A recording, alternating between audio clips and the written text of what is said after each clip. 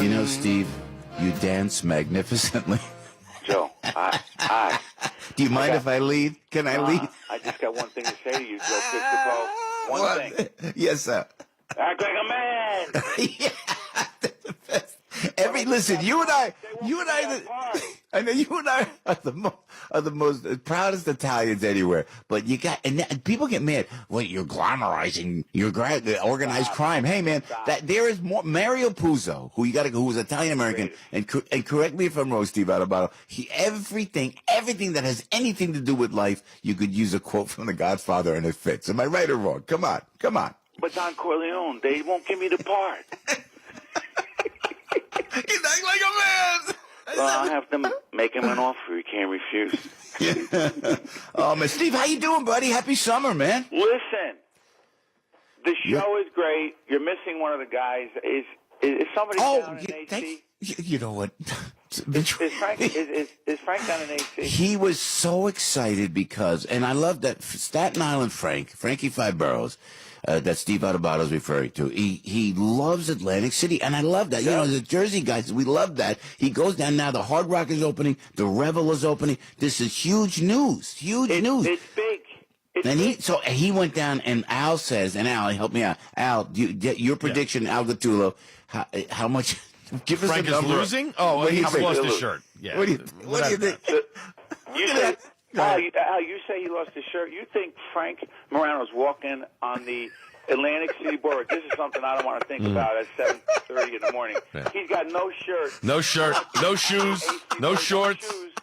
No service. He's got his Mudans on. Yeah, exactly. Exactly. And he's asking people, can you just help me?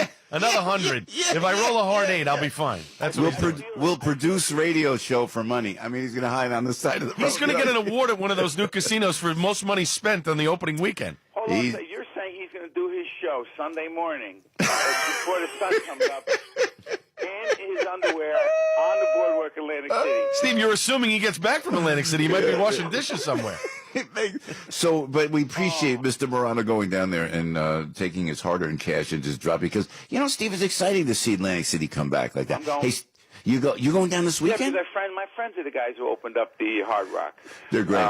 Those guys are great. It's all good. By the way, we're making jokes while the New Jersey government is basically going to shut down because the legislature, together with the governor, can't come up with any agreement. And we're joking. And it's what's going to happen again. It's going to happen again. Steve, you know this better than anybody else, my friend. Do you think that really? I mean, you got Steve Sweeney, who we love. You got Coughlin, the head of the assembly. You got great people like John Bramnick, and they're all working together. And the governor won't sign this, man. Well, and do you think he will? Do you think he will? I don't think he will. I think the governor is very committed to keeping his promise to raise taxes on millionaires.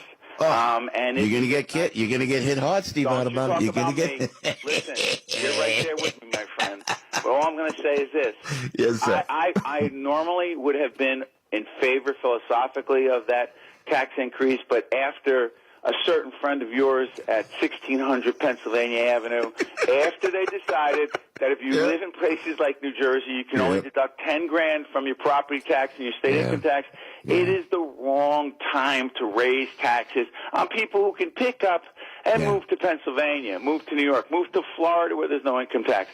But the governor is not backing down. And I will tell you, this is a stalemate. It's going to get ugly. And for those who are going to suffer because the state government shuts down, it's just not good. It's not. There's nothing good going on there. I know, and you know, I have to tell you this too. And now I'm going to make I'm going to make you angry if you're listening, and I apologize for that. But I have to tell you, I always look at the good side.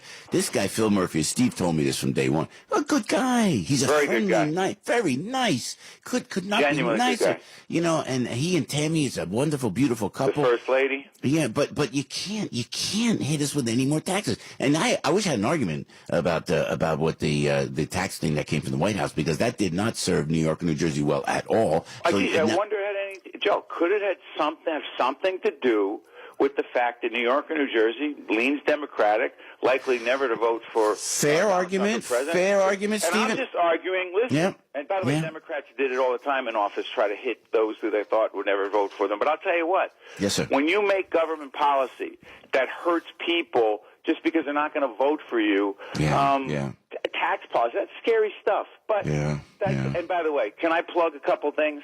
Please. You got a couple big things coming up. Go ahead. Yes, please. I got two big guests coming. One is United States Senator Cory Booker on this weekend with me on State of Affairs. It'll be on WNET, PBS, NJTV, the PBS station in Jersey on FiOS. That's really big.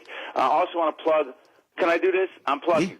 What's the show at 2 o'clock on Sundays on AM970? Who's the newest radio talk show host to join the AM970 extraordinary on-air family, Joe? Do you know who that is? Are you gonna do a special thing? I hear. Is that what I'm hearing? Joe, I got a show every weekend at 2 o'clock, the Leadership Hour with Steve Adubato. Look at this. You've been... I dropped your name. That's how I got the job. No, Jerry loves you. Mr. Crowley loves you. We love you, Stephen. The thing is, I love that you love radio, Steve, that you get it, man. It is. It's wild. Isn't it wild? We're talking right to the phone, and you have good times, bad times. This is a tough morning, Steve. And by the way, give us, first of all, let's plug that 2 o'clock on Sunday on AM 970, The Answer. And is it you by yourself, solo? You have guests on that show as well? I have my colleague, Mary Gamba. She's sort of like the... Sure. Alcatulo and Frank Morano, except she's much more attractive and much smarter. Al's my radio wife. Every time we have problems, I go... If he's your radio wife, let me ask you a question. Hold on, I'm doing it, Al. I'm sorry. Let me ask you this, okay? Yeah. If he's your radio wife... Does he get alimony? No, no, Joe. Listen, you already tapped out that way. Yeah. So as am I.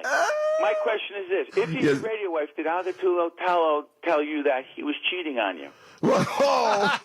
I'm sorry, I was doing it. Did he tell you where he was? He's got a gourmand. He's got a radio gourmand. No. You're telling me now? Oh!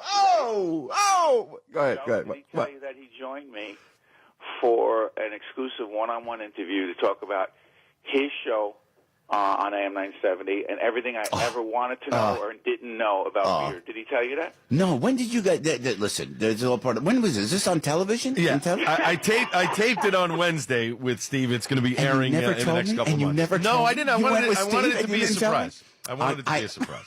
I'm going into my room. I'm closing the door. No, Joe. And I told my producers as he was walking out, let me tell you something. First of all, we're going to tell Joe on the air.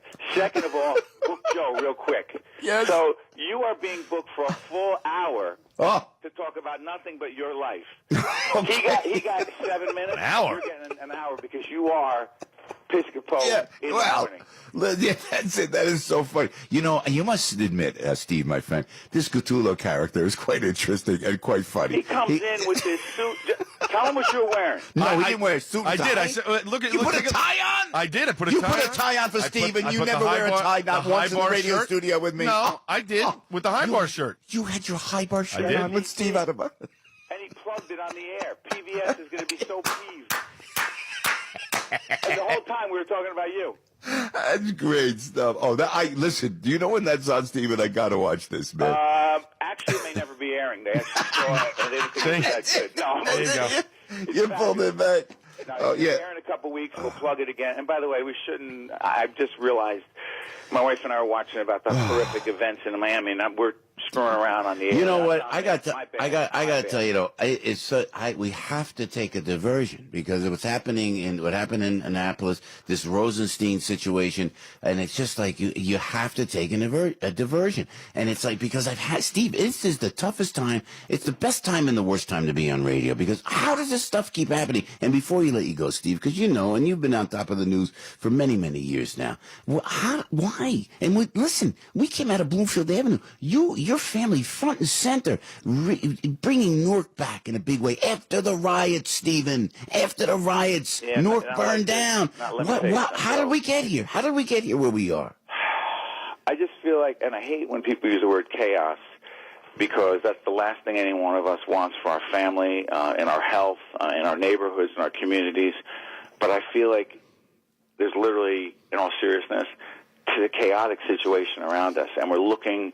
A lot of us are looking for just a little bit of peace. That's why when our family goes down the Jersey Shore, you go down, you go to Yankee Stadium today. We got crazy schedules. We're just looking for a little fun in our lives, a little peace in our lives.